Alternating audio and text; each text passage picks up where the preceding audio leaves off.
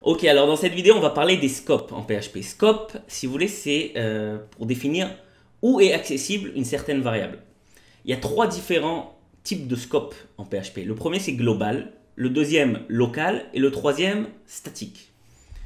Donc, je vais vous expliquer ça directement avec des exemples. Par exemple, on va créer une variable ici, variable 1. Variable 1.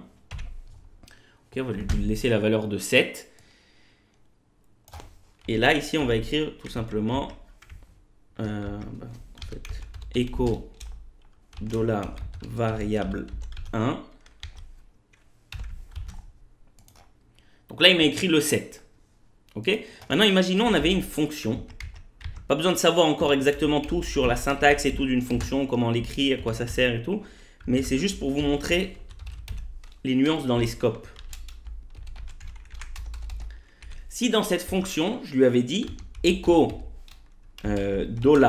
$variable 1, et que j'avais, là c'est une déclaration d'une fonction, donc là maintenant je vais l'exécuter. My function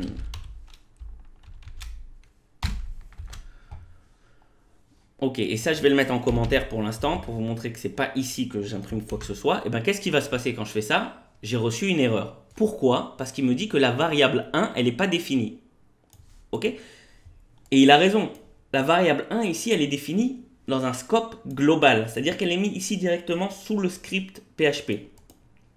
Or là je suis dans une fonction. Et ce qu'il y a entre ces deux accolades, c'est un scope local. Donc quand je suis dans un scope local, je ne connais pas une variable qui est globale. Ok? Et inversement, on va dire, je vais vous donner un autre exemple. Ici, j'avais défini une autre variable. Variable 2, à laquelle j'ai donné 18 par exemple. Je vais enlever le echo. Juste pour vous montrer quelque chose. C'est-à-dire que là, j'ai défini ma variable 2. Et maintenant, je vais essayer. Déjà, on va laisser ça. Et je vais essayer de l'imprimer à l'écran, cette variable 2. Donc là, je rappelle que je suis dans un scope local dans ma fonction. Et là, je reviens dans mon scope global. Et je fais écho de cette variable 2.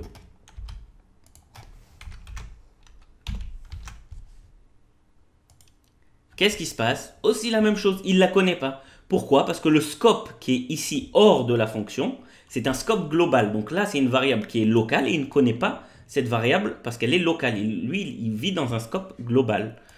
Ok, donc par exemple, juste pour vous montrer, une variable, on a vu que la variable, quand elle était globale et que je l'imprimais en global, ça marchait. Et que maintenant, une variable qui est locale, c'est ça que je veux vous montrer. Ici, je vais enlever ce code-là. Ici, je définis une variable en local et je vais l'imprimer aussi. On va mettre variable 2 et je vais l'imprimer en local. Et là, pour le coup, ça va marcher. Vous voyez, il m'a bien mis le 18.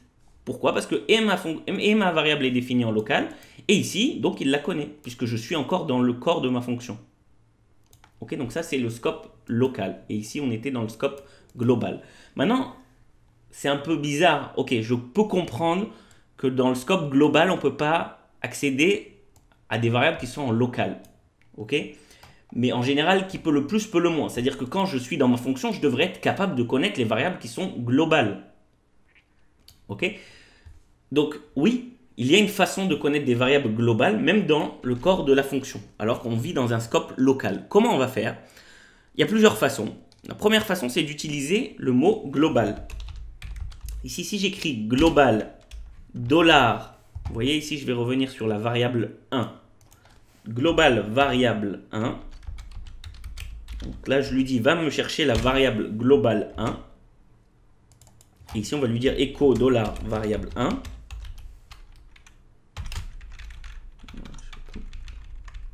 Echo variable 1. Et maintenant, si je fais ça, et ben vous voyez, ça marche.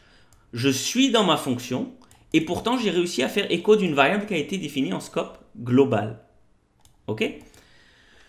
Donc ça, c'est une façon d'accéder à une variable globale. Il y a une autre façon, c'est par ce qu'on appelle une super globale.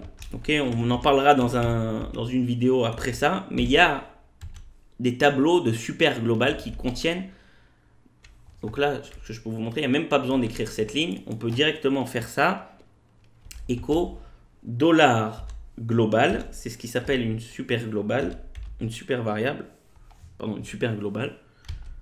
Global, c'est un tableau. Donc là, je dois lui dire quelle variable je veux. Donc, je vais lui dire, je veux la variable 1. Sans le dollar pour le coup. Vous voyez. Ça, en fait, si vous voulez, on va rentrer aussi dans les détails plus tard. Je m'excuse qu'à chaque fois je vous dis c'est plus tard, mais bon, à un moment, on doit choisir comment on doit expliquer le cours. Et là, en fait, cette variable globale, c'est en fait un tableau qui va contenir toutes les variables globales. C'est-à-dire que si ici, j'avais fait une autre variable, je vais vous donner un exemple. Pour changer, on va l'appeler variable 3 égale à 25. Ok, là, je peux même, déjà je vais vous montrer que je vais faire écho de global de la variable 1. Donc ça va bien me mettre le 7 directement. Maintenant, j'aurais même pu faire des additions. Écho global variable 1 plus global variable. Ok, on n'a pas assez de place dans une ligne, mais voilà pour vous montrer ce que ça donne. Variable 3. Et vous voyez, là, il m'écrit directement 32. Ok, donc là, je suis encore une fois dans mon scope global, j'ai réussi à accéder à des variables, dans mon scope local, pardon, et j'ai réussi à accéder à des variables globales. Donc, ça, c'est ce que je voulais vous montrer dans les nuances entre local. C'est quoi? On va écrire variable 1, variable 2. Maintenant, j'aimerais vous montrer encore autre chose. Donc, on va changer un petit peu le texte ici. Comment on va faire ça? On va créer une fonction. Donc, je vais les laisser dans my function. Alors, dans cette fonction, on va ici créer la variable. Donc, la variable, elle sera en scope global. On va dire que la fonction, son objectif, c'est ajouter 1. Ok, on va faire comme ça. Add 1 and echo. Elle ajoute 1 et elle fait echo. Donc là, par exemple, on initialise la variable 1 à 7. Ensuite, on va faire echo de la variable 1.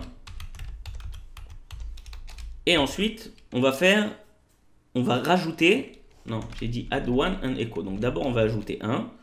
Donc $variable est égal à $variable plus 1.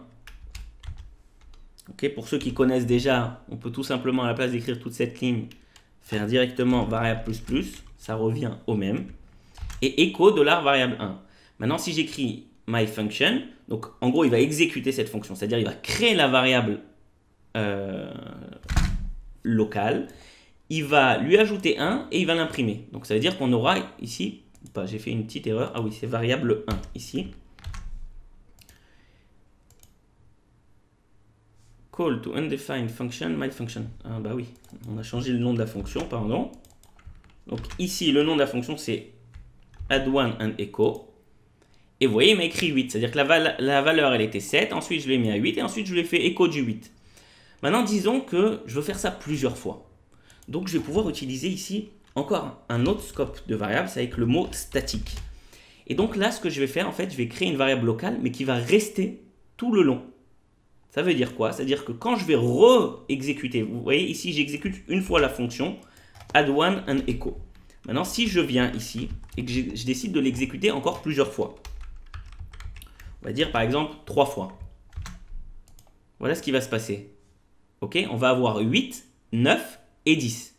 Or, normalement, qu'est-ce qui devrait se passer? C'est que je rentre dans la première, il me dit 7, il lui rajoute 1 et il écrit 8. Ensuite, il rentre la deuxième fois. Encore, il remet le 7. Hein. En fait, je devrais avoir 3 fois 8. D'ailleurs, si j'enlève le mot statique, juste pour vous montrer, j'ai 3 fois 8. Mais qu'est-ce qui me permet, ce mot statique, de conserver la valeur de cette variable tout le long, à chaque fois que je vais utiliser ces fonctions? C'est-à-dire, la variable reste statique le long des exécutions de la fonction. Dire qu'il n'y en a qu'une. À chaque fois qu'il y aura variable 1, ça ne sera pas une nouvelle variable 1, ça sera la même variable 1. Donc, voilà ce que je voulais pour vous expliquer les nuances entre les différents scopes des variables. Voilà, c'est tout.